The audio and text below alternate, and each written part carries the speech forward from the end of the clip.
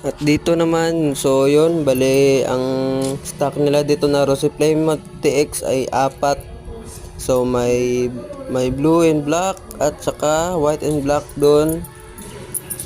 Dalawang blue at black at dalawang white and black na kulay silang available dito sa General Santos City sa Rosy branch dito nila.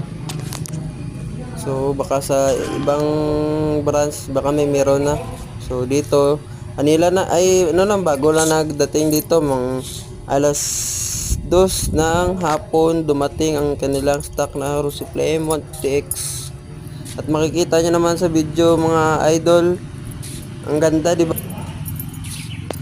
Ang ganda 'di ba? Tapos yan. So same lang pala ng ng mga switch at kung ano dyan yung dati ganun pa rin, pero ang nag-iba lang itong mugs niya at saka may logo na siyang Rosy sa kanyang telescopic port. Dito yung mugs niya ang ganda diba, ang ganda oh. Tapos 110 by 7 ay so yun lang mga idol no, salamat.